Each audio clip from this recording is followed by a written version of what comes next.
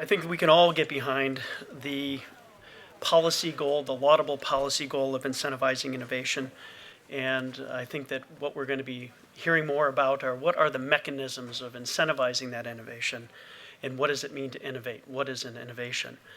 And so this next panel, if they can please come up and take their seats on the dais while I'm introducing the panel and the speakers, I'd appreciate it. This next panel will deal with a number of these topics in IP policy in the new administration. They'll take a fresh look at various IP policy issues and discuss the priorities for the new administration. And please welcome as panelists F. Scott Keefe, Commissioner of the United States International Trade Commission, Mark Lemley, Professor of Law at Stanford University Law School, Dan Schneider, Executive Director of the American Conservative Union, Deanna Tanner-Oken, Partner at the law firm of Aducci, Mastriani, and Schaumburg, and former Chairperson of the United States International Trade Commission, and of course the moderator, the Honorable Paul Michel. Well, thank you, Mark. Without further preliminaries, each of the panelists is going to make an opening statement, starting with Scott Keefe on my left. Well, thank you. It's a pleasure to be here, Chief. I really enjoyed your remarks and look forward to everybody's discussions and contributions, both on this panel and from the audience and the other panels. Let me just start by making specific and clear and explicit that I'm here to speak about ideas that for me are very interesting and important, but I cannot and do not speak on behalf of the president who nominated me, President Obama, or the current president, President Trump, or the Senate that confirmed me, even though it was unanimous. I do think, though, that through those interactions with significant leaders of both political stripes here in the U.S. and then, of course, in other parts of the world, I have enjoyed learning a lot about the IP system, the antitrust system, and how they interact with each other. And I have offered, in fact, to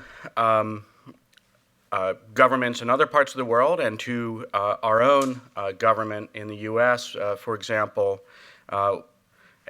just a few months ago when the Federal Trade Commission and the Department of Justice Antitrust Division were asking for input about the IP antitrust interface with respect to their guidelines. And so the remarks I'm going to give here are consistent with the remarks I gave to those audiences, and you can read more about them in those venues.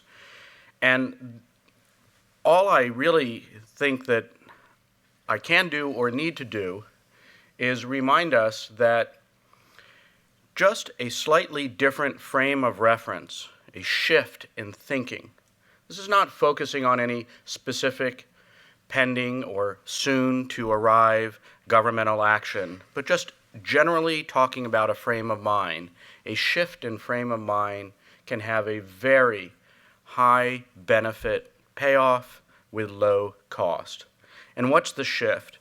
So following upon Chief Judge Michel's remarks, it is to talk about incentives, but to remind us that if we try very hard to, in the famous stories of carrots in front of rabbits, if we try very hard to provide direct incentives to inventors to invent or even investors to invest, we, the government, we're here to help, of course, to borrow an infamous phrase, but if we're going to be of any help, we must have an immense amount of information about what that rabbit ate for breakfast today. And if that little bunny already ate a lot of carrots, the next carrot's not going to move it. And if somebody else is standing with a bigger basket of carrots, it's certainly not going to move towards me. And if there's a fox standing nearby, it might indeed run away. The amount of intense information you have to have when you think about direct incentives is really pretty extraordinary.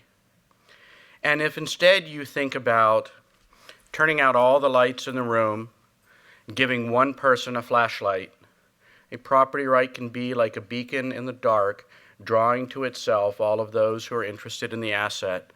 And the one thing we all know is where she is, where she's standing, this patent holder. And, of course, if we show up at the beacon to engage in a conversation with her, we can engage in a conversation with all of those others who are similarly interested in that same asset. And it is that kind of predictability, that kind of indirect incentives, diffuse incentives, where we then, the government, don't need to know what's actually motivating each of you to speak with each other. And if indeed, through those conversations, manufacturers, marketers, venture capitalists, patentees, etc., all manage to strike a deal with each other, to coordinate with each other, then we, the government, don't actually have to figure out the relative values, the contributions you've each made to this potentially successful enterprise. All that we need to do is enforce the contract you strike with each other while enforcing the property rights that drove you together to strike those contracts, even if, in fact, you don't strike those contracts at the same time, in the same place, or even explicitly. And it is that low information intensity activity of thinking about coordinating beacons, thinking about indirect incentives, which are intense nonetheless, and thinking about how to bring people together that I think can significantly shift thinking about antitrust and IP. And I'll just conclude with this thought. If you derive no comfort from any of the following people, then I can't help you. Ronald Reagan, Jimmy Carter, Abraham Lincoln. If not one of those appeals to you, these ideas surely won't. But if it turns out one of those folks is of some interest to you, each of those folks focused intensely on this alternative approach to the patent system. Thanks. As I used to say, your red light is on, counsel. I remind the panelists that we have a shot clock. It's right above the doorway ahead of us, so that'll try to help us keep on track. Professor Lemley. All right. Well, the good news is we are tasked with talking about what IP policy will be like in the new administration. And the short answer is I have no idea. I suspect that nobody has any real idea, possibly including the Trump administration itself. And I think that's it's true for a couple of reasons. One, which is one of the things that I really like about intellectual property, is that it does not map obviously to partisan politics. As an example of that, talking to libertarians at the Federalist Society about intellectual property, you hear two things. You hear IP rights are property rights and property rights are good, so we should have more IP rights. And you hear IP rights are government interventions in the marketplace, and government interventions in the marketplace are bad, and so we should have fewer IP rights. And both of those things, it turns out, are true of IP rights in some sense from some perspective. And what that means is that what we've seen historically is that there isn't a Democrats feel one way about IP and Republicans feel another. So that complicates the prediction of what's going to happen in the administration. I think it's further complicated by the fact that Donald Trump breaks the sort of normal rules of ideology and politics in various ways. He is not a sort of classic conservative by any stretch of the imagination. And it may also be that it's simply not something the administration has focused a great deal on. So let me offer some possible ways in which things could move. One mechanism, one approach is business as usual. And there's some reason to think business as usual is, at least in the short term, what we're looking to see. A couple of indicators of that. One is the continuation of Michelle Lee as the head of the Patent and Trademark Office, holdover from the Obama administration, maybe an indication that this is not being viewed as a kind of partisan change, an effort to sort of switch the focus of the PTO. She has, I think, done a pretty impressive job of pleasing a variety of different constituencies, both trying to move the quality initiatives forward in the patent office, but also issuing a record number of patents and speeding up the process of patent applications getting through the office. We also see, I think, in Congress some indications that the leaders on the Republican side are pushing ahead with at least some form of targeted patent reform, that the focus is a lot narrower than proposed reforms of several years ago, which strikes me as appropriate. Because we are sitting here, are not down the street watching the Supreme Court argue TC Heartland this morning, but depending on what happens in the next hour, there might actually turn out to be little or no appetite for patent reform in Congress. If there is patent reform in Congress, my guess is it will be focused on venue reform. It will be largely bipartisan, not in the sense of unanimity, but in the sense of kind of having a split that's not along party lines. And frankly, that sounds to me about right. That is, I don't think that we're in a situation where we need to actually engage in further reforms of the type we've been engaged in the last decade. So what might change? Based on what we know about the Trump administration. Well, one thing that I think might well change is the U.S. role in the international community.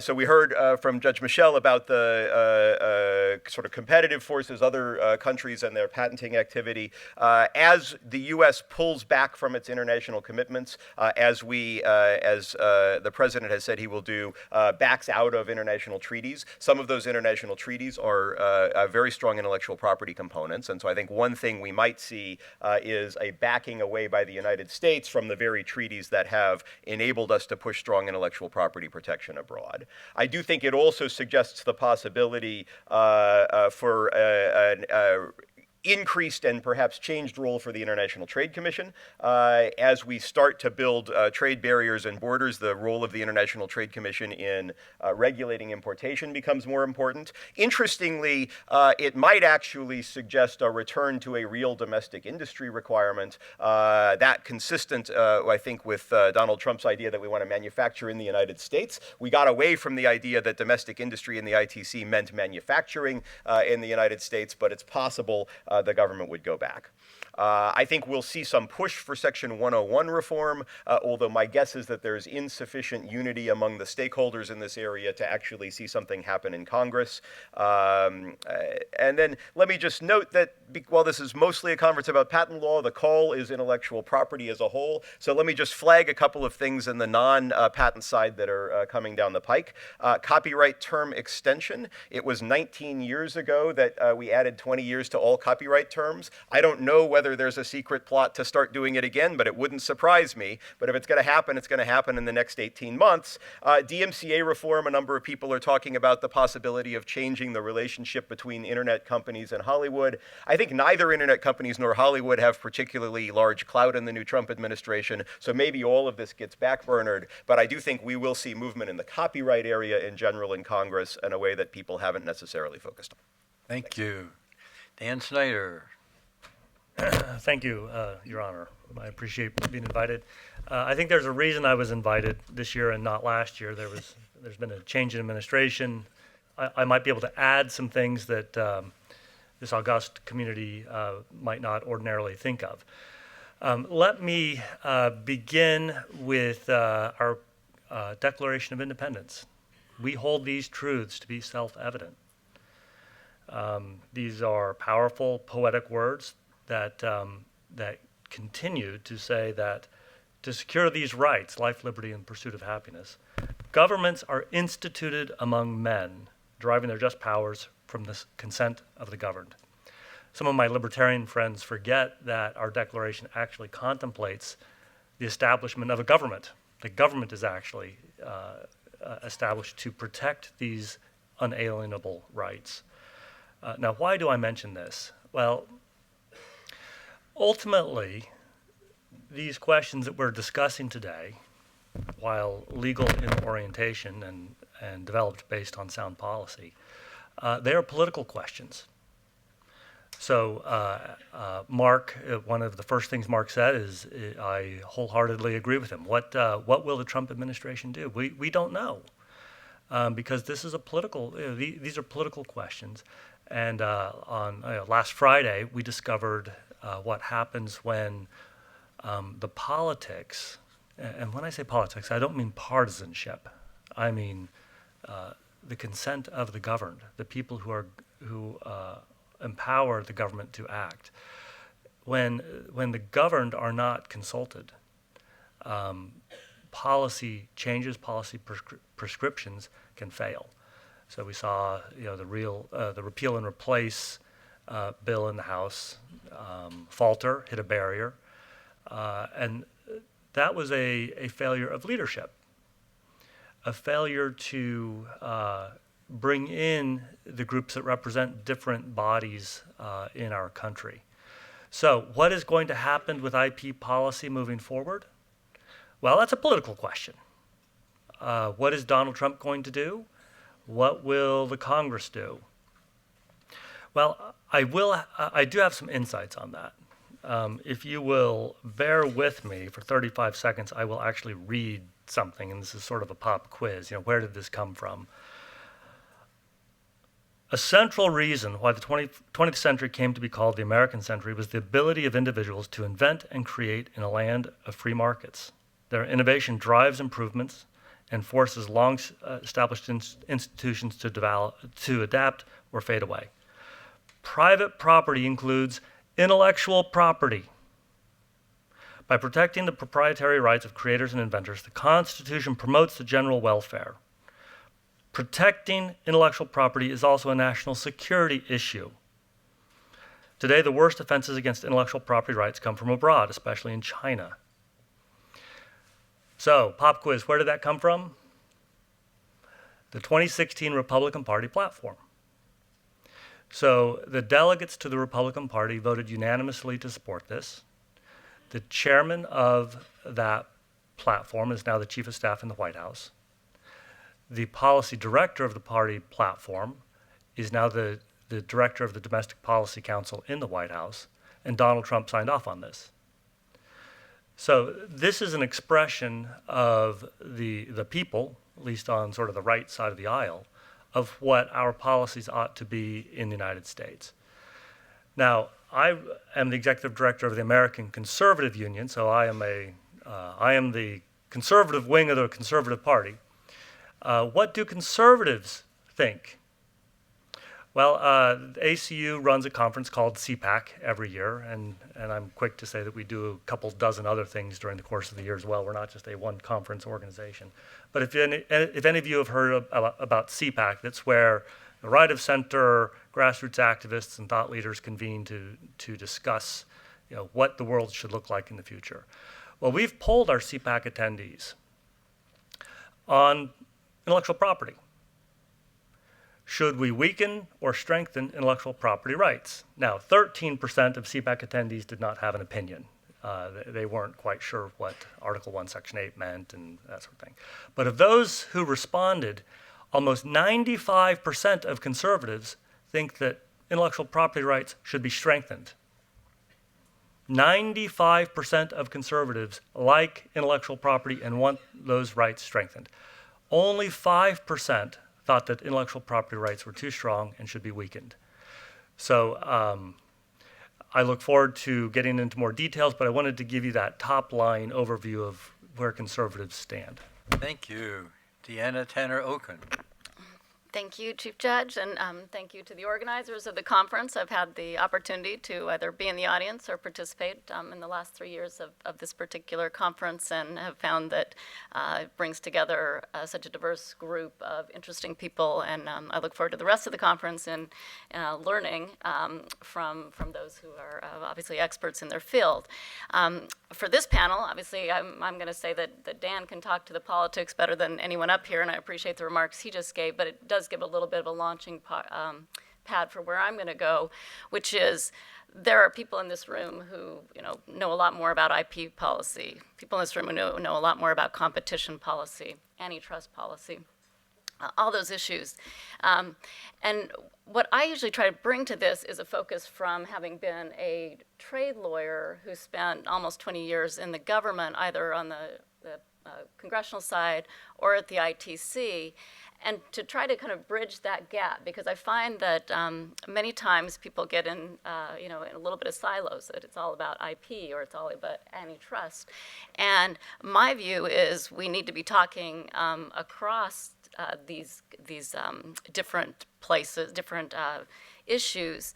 And so I will give a little bit of a trade perspective on where things are going, and that's where I want to start. So I agree with what's been said. We don't know what the new administration view is on some of the issues that are most important to the people sitting in this room and watching.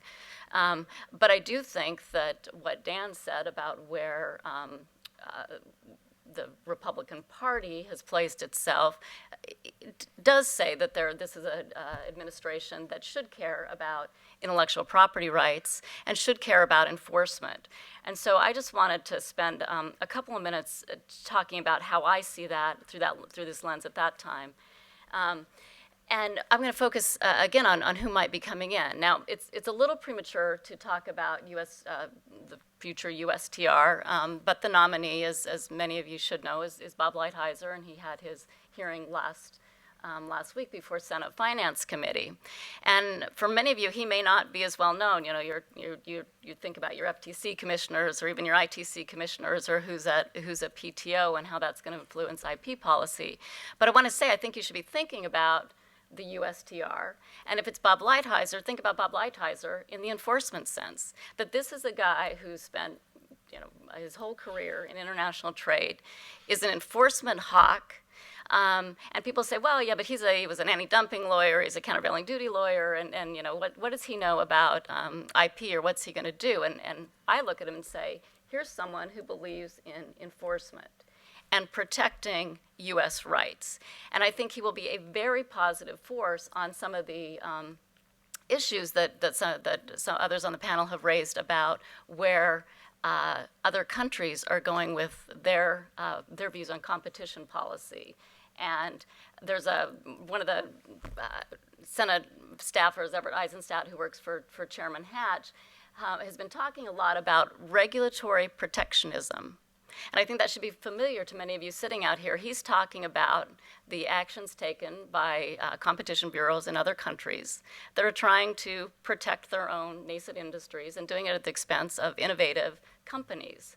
And so if you look at the questions that nominee Lighthizer got from the Senate Finance Committee, you will notice that a number of them are focused on intellectual property. And I would say that's a change. So again, when I was in the Senate 20-some years ago, when a USTR went through, they had lots of questions about, it's still getting lots of questions about softwood lumber from Canada, or soda ash from Wyoming, or what we're doing vis-a-vis trade with Mexicans in sugar.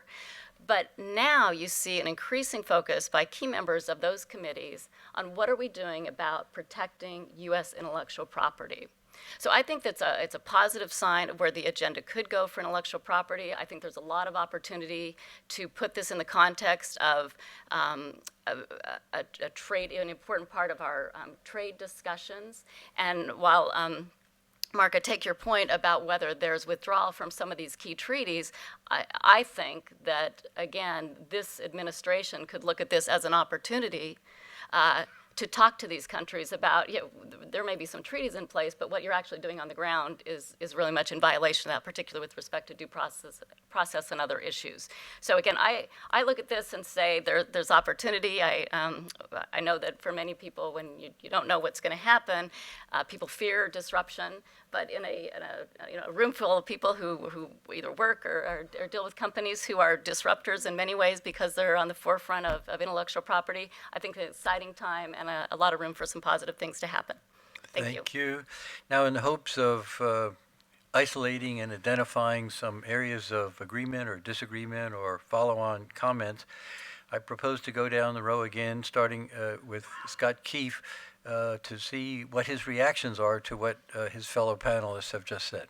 Scott Keefe. Well, I certainly appreciate everyone's comments. The only added highlighting I think might help to frame the discussion going forward is to just ask us all to keep in mind this notion of silos and political interaction and dialogue. And then think about the following problem in every, let's call it, patent case that involves antitrust issues. It is very easy for advocates on both sides of those cases to engage in an immense amount of hyperbole if the topic to be discussed in those cases is limited to one of patent validity, patent infringement, patent remedy, and anti-competitive effects or antitrust. And the reason is, as every patent lawyer knows, when you're asserting a patent on offense, like a balloon, you want to blow the claim up so it covers the world. And when you're defending a patent on validity, you want to shrink it down so there's never going to cover the prior art. That advocates on both sides of these cases can easily engage in very abstract thinking and very hyperbolic argument when only one bucket of topics is on the table. But when all four buckets, validity, infringement, remedy, and antitrust, are at the table at the same time, both sides of the lawsuit have very strong incentives to be far more modest, and analytical in their advocacy. And that makes it much easier for the decision-making venue, forum, body, or even government official to make the right decision. That's present in court and at the ITC. That's absent in IPR. That's absent at the FTC. That's absent in the DOJ Antitrust Division. And I think you see the same tensions playing out in Europe and other countries. And I think that's why some of these more adjudicative bodies reach much more balanced, nuanced approaches to the IP antitrust interface than some of these more political and regulatory bodies. Thank you. Mark Lemley. Well, I thought the discussion about the sort of views of conservatives was very interesting. It does suggest, perhaps, that we are actually going to see a change in the pattern we've seen recently. Right? If you look at the historical data over the last 20 years, what you find are pretty dramatic increases in patenting in Democratic administrations and a flattening in Republican administrations. It sounds like maybe we're poised to see that change. That said, I do just want to kind of bring us back a little bit to the longer term view. There is a lot of talk in the patent system about crisis. We heard Judge Michel talk about crisis. I myself have been guilty of it as well, although I suspect that we point to different things as evidence of what is the crisis. But some recent work that I've done that looks at sort of all of the data and trends in the last 40 years of the patent system found something quite remarkable, which is that through 2 decades of expanding intellectual property protection after the creation of the Federal Circuit from the 80s through the mid-2000s, and then a decade of arguably of contracting intellectual property protection since then, the fundamentals of the data around the patent system have been remarkably resilient. They've been remarkably unchanged. We've seen a close to linear increase in the number of patent applications filed. We've seen a close to linear increase with a bunch of variations in the number of patents granted. The variations seem to be political, but not driven by changes in the law. We've seen trends in litigation outcomes, trends in, to the extent we can tell with public information, purchases and financing of patents, which have variations in them, but which don't seem to have variations in them that map to did the law move in this direction or that direction. And what that suggests to me is the system actually has a life and a resiliency of its own, that a lot of the reason people are obtaining and transacting in patents has very little to do with, I hope at the end of the day that I will go to court, win a lawsuit, and get an injunction or get a damages award. And a lot of the focus on legal reform that we've been engaged in is the thing we pay a lot of attention to, but it's not actually really what is at the heart of the patent system. The heart of that patent system, the economics and the dynamics of the ecosystem, I think have been moving along quite happily for the last 40 years, regardless of whether we've moved the law in one direction or another. Thank you. Dan Snyder. Mark mentioned in his initial remarks that one option is that we might see in the future is business as usual. I think business has already changed. We have Scott Keefe at the ITC, of course, and Maureen Olhausen is now the acting chairman of the FTC. Josh Wright, of course, had been at the FTC. I'll mention maybe a couple more names. Mike Pivovar at the SEC. Now you might be scratching your heads thinking, well, why is he mentioning the SEC? Well, Mike has spent quite a bit of time at the SEC trying to incentivize innovation, trying to address the problems with the Dodd-Frank bill, specifically with regard to IP. And then, of course, we've heard different rumors about who President Trump might pick for the antitrust division. But let me go back to these other individuals that I mentioned, Scott, Maureen, Josh, Mike Pivovar. There's one thing in common, in addition to the fact that they all support strong intellectual property rights. While they were nominated by President Obama, they were selected by Mitch McConnell, who, of course, is the majority leader in the U.S. Senate. Mitch McConnell picked these 4 individuals in part knowing that they were all strong on intellectual property rights. So the fact that we now have a Republican majority leader who has exhibited through the selection process of these individuals, I think may shed some light on where the Senate might go in the future. Thank you. Deanna.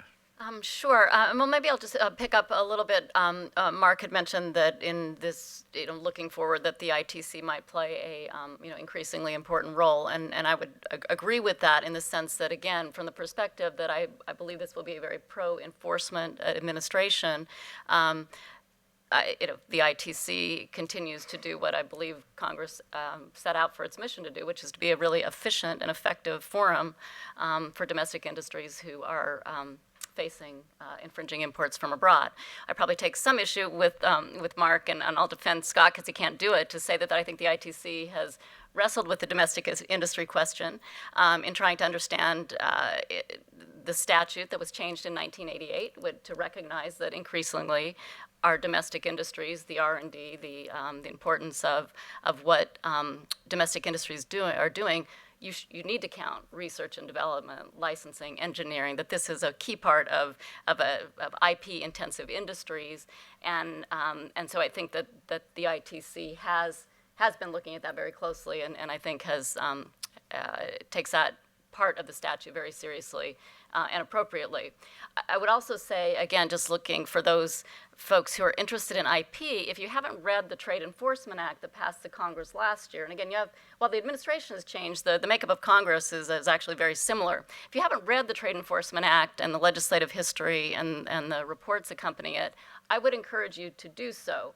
It's talked about a lot because of its the changes that were made in trying to prevent circumvention of anti-dumping, countervailing duty tariffs. But in fact, there is a lot in there about focusing on IP and IP violations. So I think that not only the use of existing agencies such as the ITC or in cases Customs and Border Protection, but also I think this administration will be interested in looking at what executive actions it can take unilaterally to address some of these issues, and that would include, Section 301. There's already the Notorious Markets Report. The Congress, again, has specifically said to USTR, you've got to do more. You can't just have reports. You need to do something. So might expand on that later, but those are some other areas that I would be looking at in the future. Thank you. Let me bring in the perspective of the courts. There is a problem of delay and inefficient handling of patent cases, and much is said about the causes, with a lot of focus on rules and possible changes in rules. And of course, we've had rules for fact pleading and narrower discovery and so forth. But I want to suggest that one of the problems with the overall system, patent system, the ecosystem of invention, is that the courts are severely under-resourced and therefore can't do their job effectively. At any given time, there are approximately 100 trial judgeships vacant out of a total of 600. And the Judicial Conference, the governing body of the federal judiciary, has asked every Congress for the last 20 years to increase the number of judges, particularly in the metropolitan districts, all of which are severely backlogged with excessive delays and inadequate time to manage cases optimally.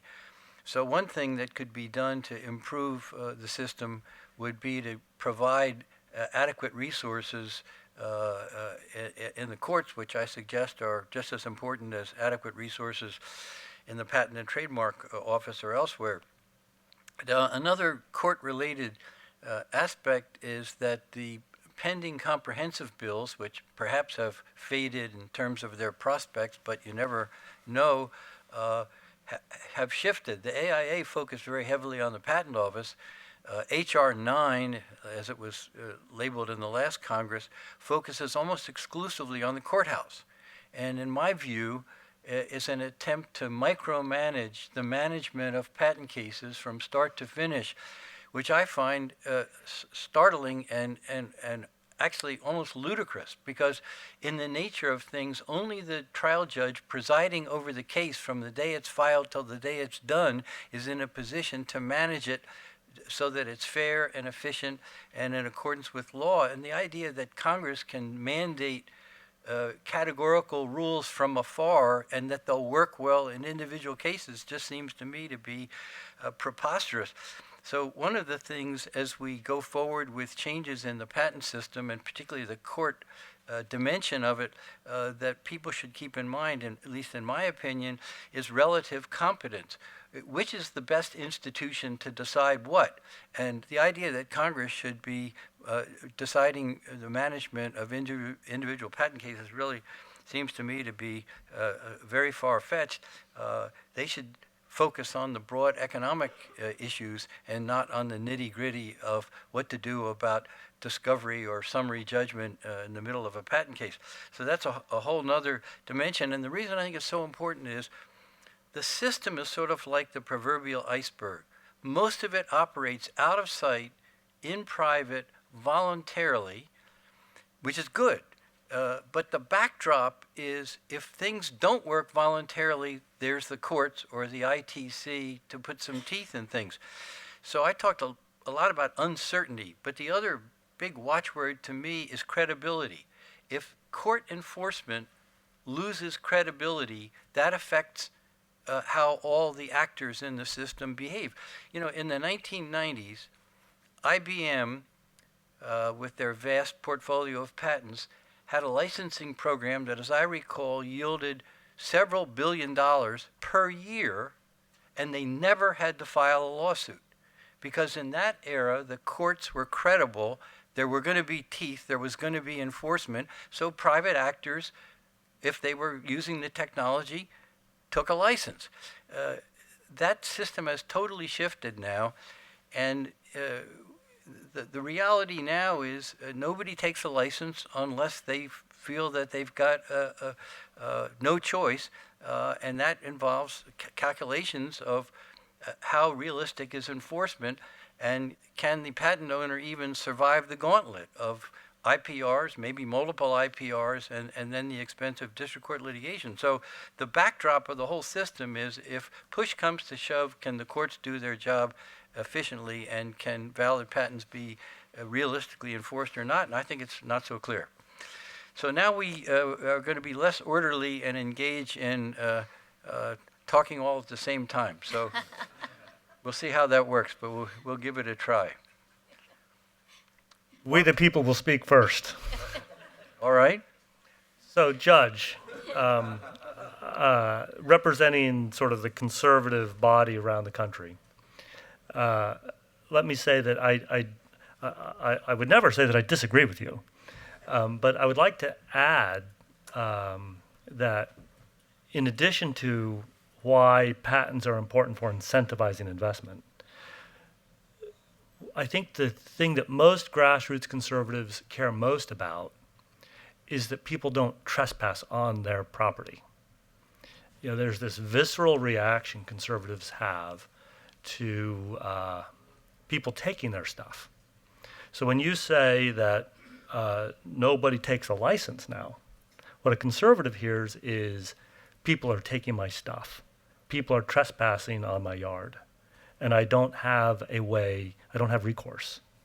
And so when conservatives see the legislation, H.R. 9, and they understand that it limits the property owner from enforcing their rights, the conservative gets very angry about that.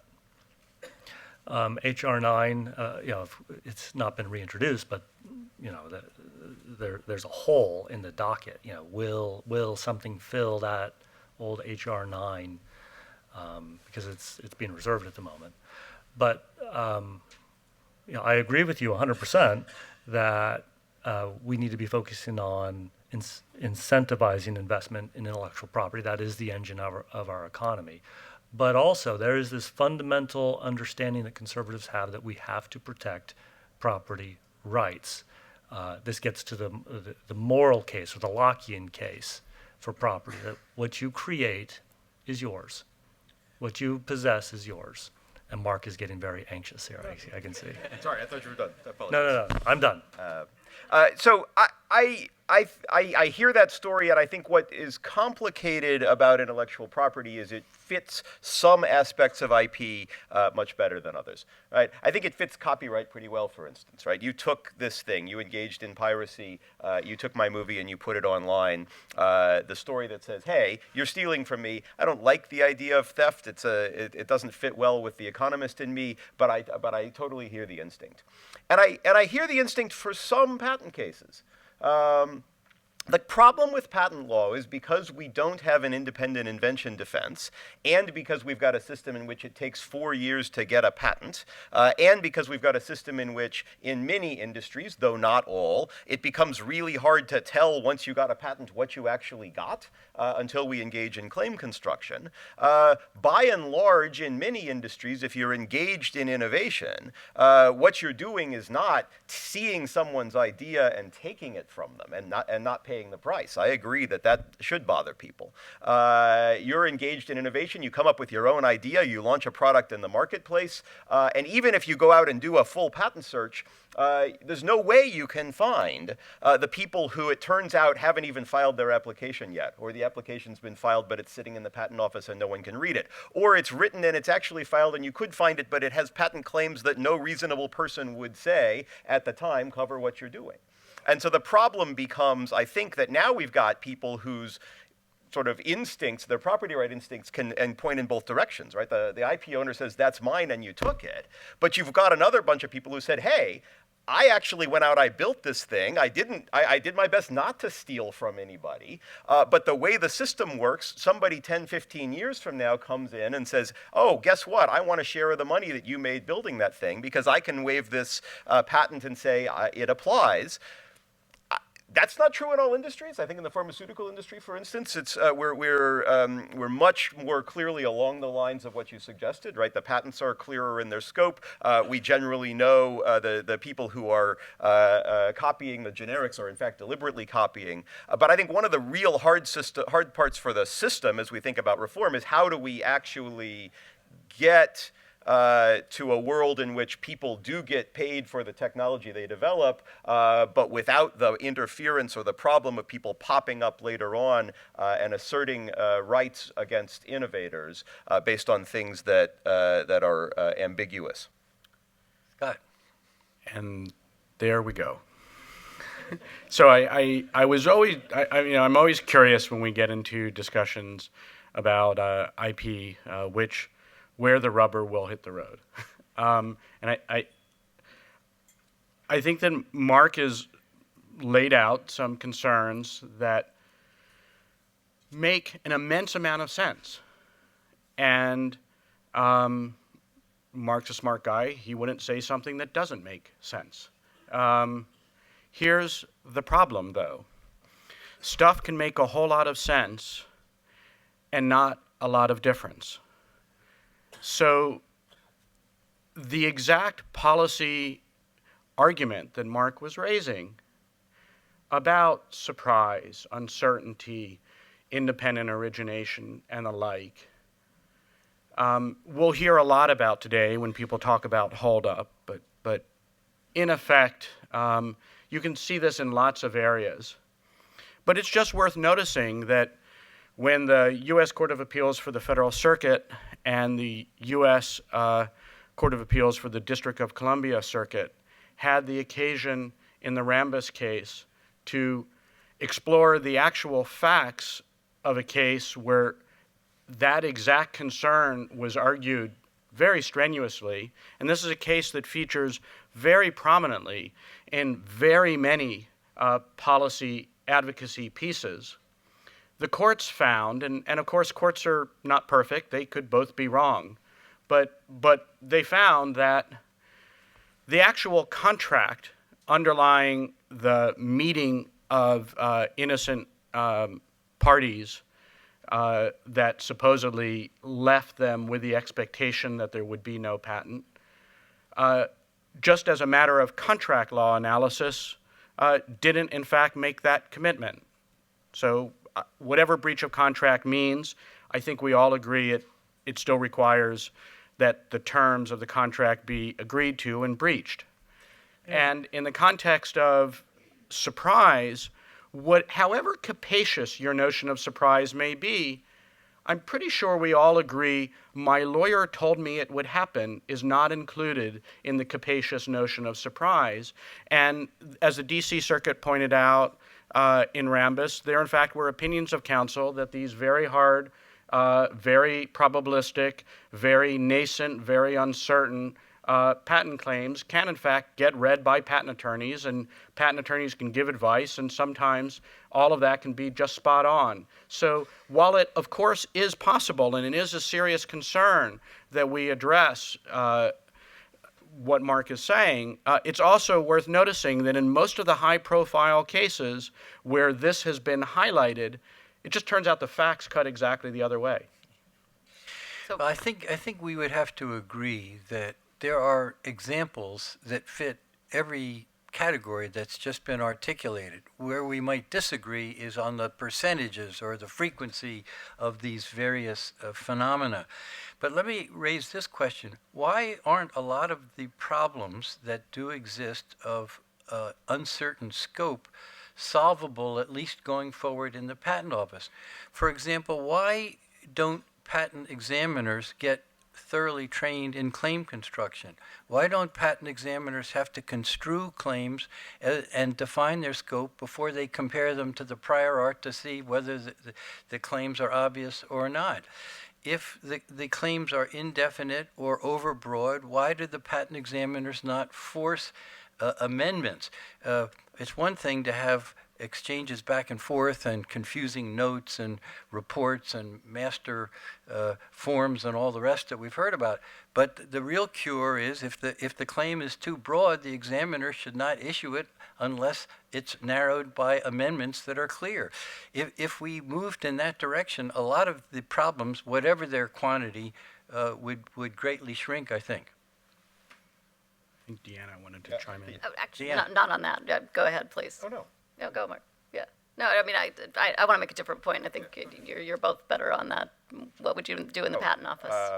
So look. I mean, I think the world would clearly be a better place if the patent office didn't issue overbroad patents.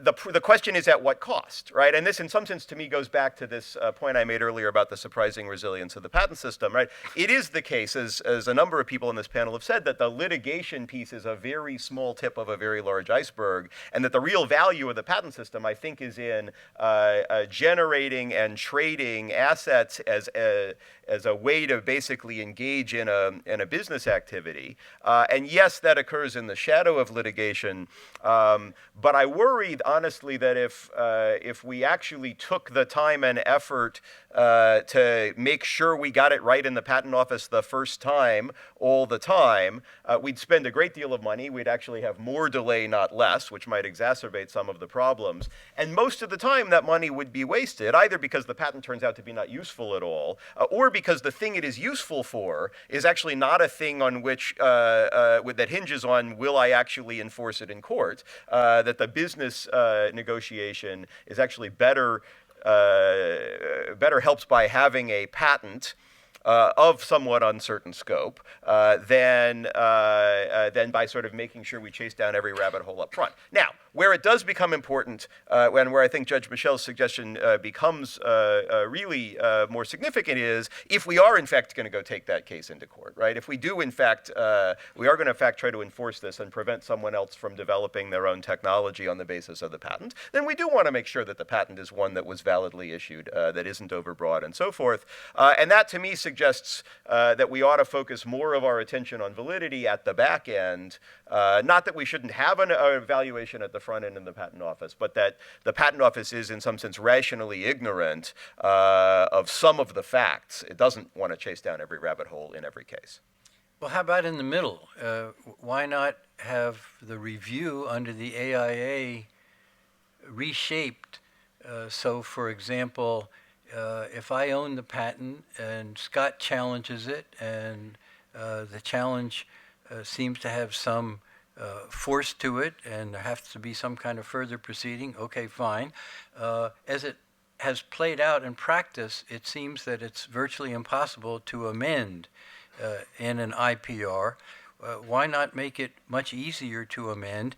And if the follow-on review, which is, of course, essentially an examination, can't be done by the PTAB because they've got to do their final written decision in a year and so forth, then why don't I, as the patent owner, have the option to go into reissue, sort of a reissue off-ramp, so that the claims could be narrowed and measured against additional prior art, and with a closer examination, why wouldn't that be a way to improve, as well as having better examination at the outset of all applications?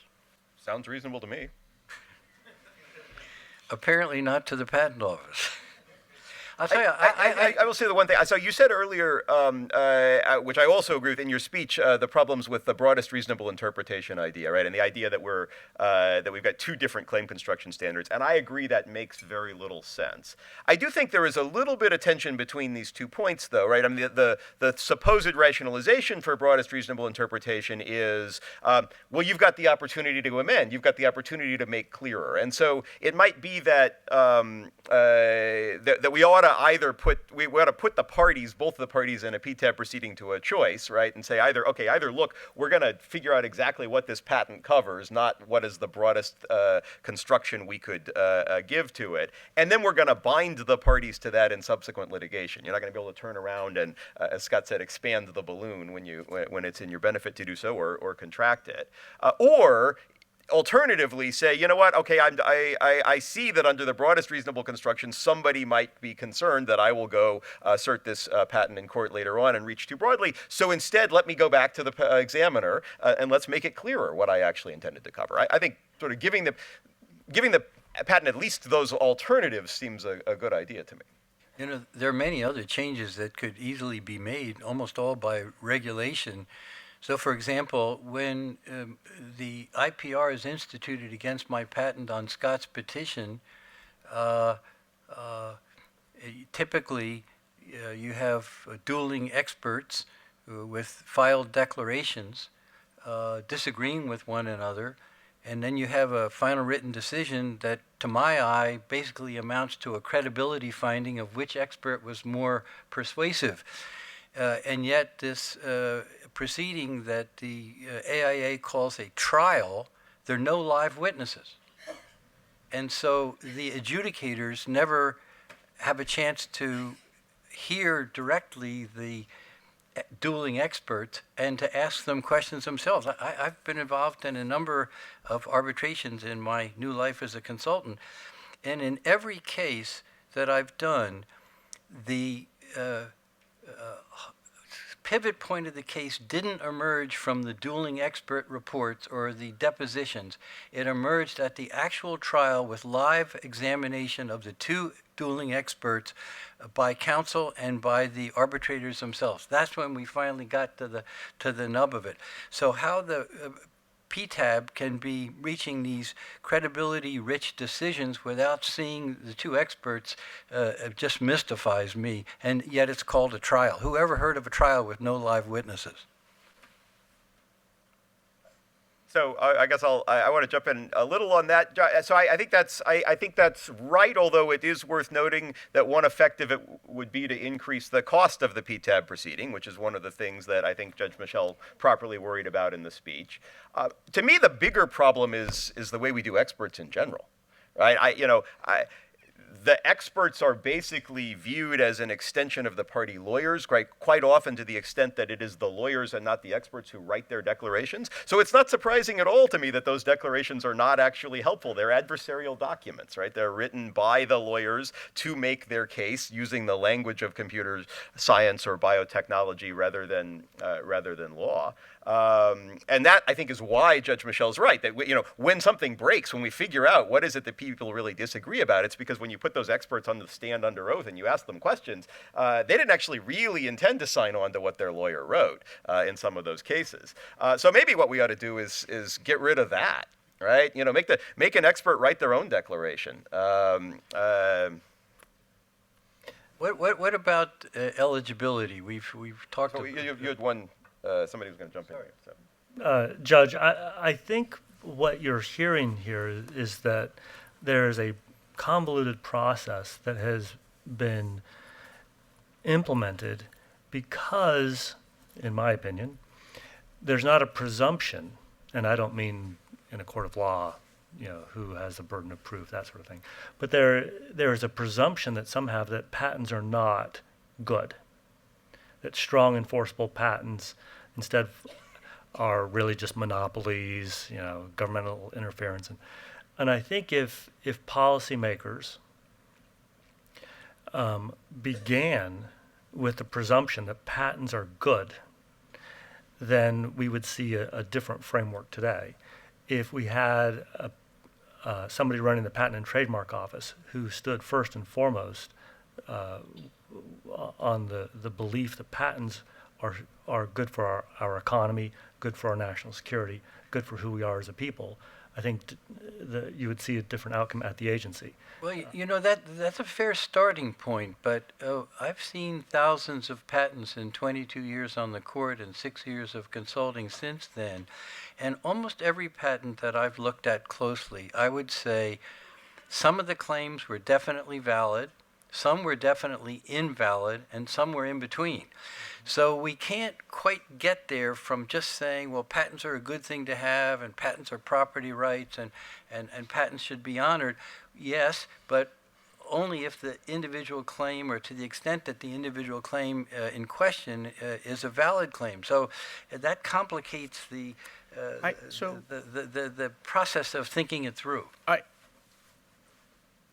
I don't know how broad or narrow you want to get, and maybe we should take input from the audience as well. This might be a good chance, but I will just, no analogy is perfect and no frame of reference is going to match perfectly, but let me just offer some thoughts. There are large debates, have been for over a century, about how we should regulate these very, very, very hard to read, completely hyperbolic documents called public offerings. And, at the peak of the New Deal, at the creation of the SEC, we decided as a country that merit review was really not what we were about in our stock market regulation regime, and didn't want to be about. And that's because we figured people can read these things and sloppily write these things and slovenly slog their way through these things. And despite all of that, at the bottom of the 2008 crash, we had created the largest capital market in the history of human existence. That it's actually just this notion of these most most of these things we read are actually not that great, that's somehow a problem. That didn't stop the stock market. That didn't stop massive capital growth in the U.S. economy. And during the 2008 crash, while there were, and the workout, while there were immense number of very legitimate concerns raised about robo-signing of mortgage documents and things like that, the gravamen of that complaint was there are a bunch of citizens in our country who we feel badly about, and we should. And to protect them, we will not enforce these documents. But the argument was not, markets can't organize themselves around these documents. The argument was a consumer protection argument, not a market structure argument.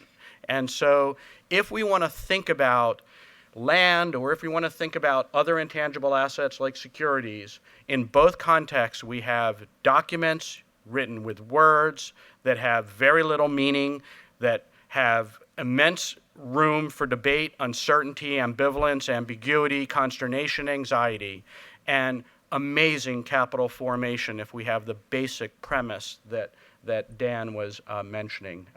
If we have that premise right, actually we can get incredible success. Time is fleeting, and we're down to a very few minutes. So Deanna wanted to jump. yes, I'm going to turn to Deanna, who's been exceptionally polite, and we don't want to overlook her. So she's going to have the last word, and then for the remaining 6 or 7 minutes, we'll take questions from the floor. Deanna. Thank you. I was going to pivot from what Scott said to kind of, my broader worry, which is, again, going back to this international context here, which is, we haven't spent a lot of time talking about whether there will be specific patent legislation. I mean, I think the comments that we've heard so far are, kind of the efforts we saw during the last Congress probably aren't going to be brought back up, but maybe there are specific issues about particular cases or particular issues coming out of the Supreme Court where Congress might want to legislate. What I think we should keep in mind, and I felt this the last Congress when they were trying to make broad decisions, and whether you go back and make changes to the AIA or whether you make changes to the PTAB, I think we ought to keep in mind that if we go down the road of adopting big legislative fixes that devalue patents, we are sending a message abroad that that's okay. And I think that is something we ought to keep in mind. Sometimes we get, again, very myopic on the U.S. market and litigation. Is there too much litigation? Is there too much patent litigation? Are the right people winning or losing? And we lose sight of, the reason we have the most innovative economy, the reason we've had capital come here and pick these is because we have had this innovation system that included strong protection of intellectual property, and it's worked. And so I think that, looking ahead at anything that the next Congress or the next administration might do, I put kind of that broader lens on is what message does it send to big economies abroad who are starting, some are starting down an innovation path that's helpful. And if the signals coming out of the United States are all going the wrong way, then I think that's even more detrimental than any of the things we're talking about here. So I just wanted to add that kind of perspective to it. Thank you. Very good point. Well, we could go on at great length, but there are other important segments of our day together. So we've got exactly 7 minutes for any of you to ask questions of our panelists. Gene Quinn. Rather than get argumentative, I want to just ask a very basic question that we started the day with, which was, is the U.S. reducing the possibility of future innovation by weakening patent rights for short-term gains? And I think the key part is the last part of the question, the short-term gains, because it seems to me that really is driving a lot of the decision-making. And from my perspective, it is because of the short-term cycles of CEOs in Silicon Valley not living past 3 to 5 years. And I'd like to get your perspective on that. And then maybe if you care to, what could we do about it? All right. Well, I'll start because I suspect then everyone else will disagree with me. So I think the answer is no, we are not. I think if in fact that is what is happening, it's certainly something we want to avoid, right? If you got a choice between static efficiency and dynamic efficiency, always take dynamic efficiency. In the long run, we're better off with innovation. I think the argument against overbroad patenting is not prices will be raised in the short term. That's not a very successful argument. The argument is that in many industries, innovation actually gets driven not by stronger IP rights, rights, but by not non-existent IP rights, but weaker IP rights. And it is worth noting in that regard that the most innovative industries in this country turn out to be the ones who least like the current patent system, and the most innovative companies turn out to be overwhelmingly defendants in patent cases, not plaintiffs. That's not good. Right? It doesn't mean we shouldn't have a patent system. It doesn't mean we shouldn't have a strong patent system, but it does suggest to me that there is something seriously out of whack in the relationship between patents and innovation that we need to fix. Others care to answer Gene Quinn's question? I don't know that I have disagreed more with anything he has said today than that. Which is a high standard. Right? Yeah. Maybe I'll just say I disagree flat, but I'll maybe add one other thing in that, what I suggested that the judge should add in addition to incentivizing investment is the idea that this is mine. That this is sort of the conservative grassroots approach. So I think a second thing that's been motivating the devaluation of patents is an idea that property doesn't exist, whether you're talking about the critical legal studies, sort of anti-property people, some libertarians who think that it's just a mark, it's a governmental intervention. There's been a motivation to destroy intellectual property by those who fundamentally disagree with the whole notion of property rights. All right, we have a question over here. Wow. Okay. Well, we'll go in this direction. So quick questions, and so other people have a chance. Go ahead. Professor Lemley, it was nice to hear your rosier view of the current patent system and how well it's working, especially after Judge Michel's darker view. But it also clashes a little with my memory of how you were characterizing the patent system just 2 or 3 years ago when, if I remember correctly, you were behind massive omnibus legislation. So what do you think has changed in the last few years to make it better, and why we no longer need such a massive legislative overhaul? Yeah, well, so I think there are two answers to that question. The sort of broader answer is, as I think we saw with the AIA, we have seen with the current move of legislative reform, which is the reform identifies a real problem, and then the courts actually did a pretty good job of fixing that problem, right? So a lot of the things that were the targets of the original AIA, automatic injunctions, damages rules that made no sense, those things got fixed in the courts while Congress was talking about whether to fix them. I think we're actually seeing exactly the same thing right now. So Judge Michel's concern about Congress intervening in how the courts operate and run their systems, which I agree with, I think is being overtaken by offense. Courts have fixed the pleading standards, right? They're fixing the discovery standards. They might right now be fixing the interpretation of the venue statute. So it isn't a circumstance in which I just don't think we need legislative reform for the sake of legislative reform. The other point, and the more personal point, is I talked about the surprising resilience of the patent system. I argued for patent reform because I see a bunch of things that looked really bad from the system 10 years ago. I know a number of people argue vehemently for patent reform on the other side right now for the same reason. Looking at the broader perspective of the system and the data actually did cause me to think, wow, you know what? The sky is not going to fall in either direction quite so readily as I once feared it would. Next question. Trevor Soames, Quinn Emanuel Brussels, very quick. Your panel, fascinating, on IP policy. Josh Wright's going to be talking about antitrust later, but with this distinguished panel, given the importance of antitrust as regards IP policy, patent enforcement, patent value, given the antitrust policy that has been followed by the administration that has just finished over the last 10 years, where US antitrust policy has had big impacts in the United States, but very importantly, I'm in Brussels, worldwide, including in Brussels and Asian jurisdictions. What do you think may be the situation as regards antitrust policy in this administration? My question is primarily for Mr. Schneider, who obviously has some very interesting insights, but also for the panel. If you're asking about political appointments, because there's an old adage that personnel is policy, or personnel drives policy. This administration, I think, is trying to work out how it's going to approach political appointments. There are different rumors of who will be appointed to the antitrust division. I think all the rumors point to people who are going to return more to the Reagan-era approach to antitrust, a more humble approach. I think what you've seen Maureen Oldhausen do at the FTC is consistent with that.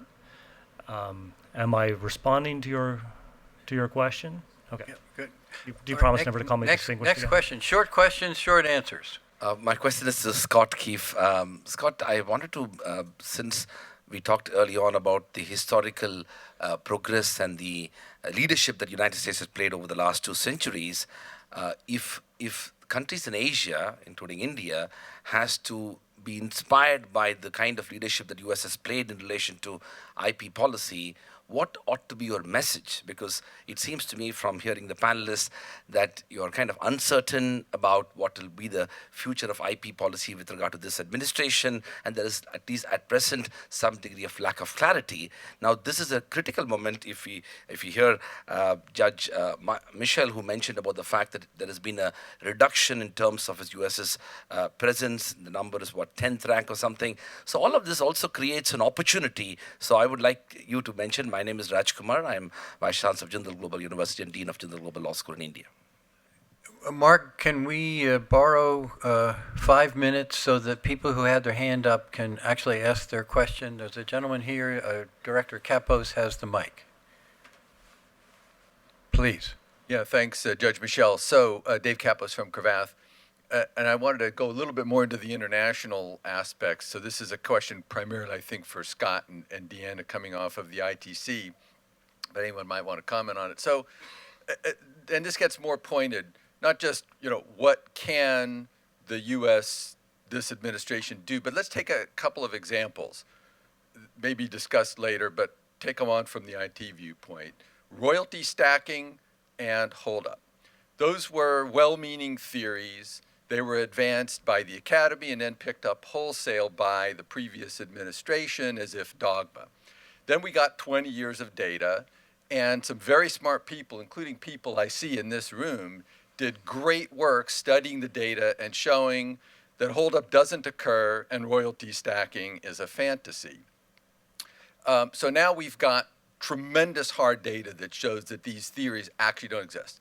But for those of us who travel overseas like myself, we quickly encounter officials all over the world, including sitting government officials in Europe, in China, other parts of Asia, India, etc., who take as dogma that royalty stacking and holdup are dominant problems. What can you guys do now that the data is out to help, through the ITC, whatever, to help educate those regulators overseas that these theories actually hold no water? Do we want to get David and then we'll respond to all of them at once, or do you want to just? No, let's do one at a time. Oh, okay. You Yes, two could missed the last one, right? Yes. So you got 2 to respond to. Okay, Right. no. So, but I think they're related, and I think the, at least for me, I'll just build on what Dan was saying, and think about the 80s, the 1980s, and the Reagan approach to antitrust and IP. And let me just give a very concrete example. This is a summary, and I'll speak quickly, but we can follow up later if you want to get more into it. Before 1980, US, Europe, and Japan all had major pharmaceutical companies, all did an immense amount of research in molecular biology and basic biotech. After 1980, the same. Only in the U.S. and only after 1980 did you see some very concrete changes in patent law and antitrust law. And what do you see? Only in the U.S. and only after 1980, 2 big positive explosions. 1, big growth in small and medium-sized biotech companies. 2, massive increase in the number of new drugs and new devices actually commercialized, brought to market. So if you're measuring patient outcomes, this is a big win. If you're measuring competitive market structure, this is a big win. And what did we noticeably not see? Any shutdown. Basic biotech research did not stop. People were not sued for infringing patents for large numbers of low-value uses, because just like with land, just like in a crowded world, we can bump into each other all the time. We can trespass on each other's stuff all the time and not sue each other and not get clogged in courts. So I think that's a message that we can send to ourselves and each other around the world. I think we can collaborate on. And can I just pick up, because, I mean, David, I think the point is, and again, I am optimistic, not knowing who will actually be the appointees and who will take some of these positions, but optimistic that there will be a change in a direction that will allow those officials to go overseas and talk about a different direction, that will send a positive message and hopefully counter some of, again, the regulatory protectionism that we see in some of these countries. So again, I think once you have some additional personnel in place, there will be changes that will address those issues. I feel like an auctioneer. The last hand I saw was the gentleman at this table. David. Mark, you'll claim that innovative firms are often on the receiving end of patent suits and intellectual property suits, but what do you make of the strong evidence that, in fact, it's the small to medium-sized firms that are the ones that benefit? Aren't you really referring to the incumbents that are become the anti-patent crowd in Silicon Valley? And in fact, Bronwyn Hall's work and others show that the new startups and mid-sized companies are all on the pro-patent side. The answer is no, that turns out to be untrue. It depends a lot on the industry you're in. So it is right that companies, which I still think qualify as innovative, like Apple, are big companies. And you could say, well, they're just trying to hold on to existing market share, right? Although I think they actually qualify as innovators. But it turns out Colleen Chen's work, for instance, shows that if you are a startup with less than $10 million in revenue in the software industry space, you are likely to be sued for patent infringement. The odds of being sued are greater than 50%. And that you are almost never a patent plaintiff. I think, as Bronwyn's work suggests, the semiconductor industry, that feels different, right? So it turns out, I think, to be a very serious contextual question, right? We have an industry, a system that works pretty well in the pharmaceutical industry. It might work pretty well in the semiconductor industry with some caveats, right? Because we've managed ways around the holdup problem. I think it works less well in the software industry, and we're struggling with that. Well, at the very least, we can say the debate has begun, but our time has expired. Thank the panel.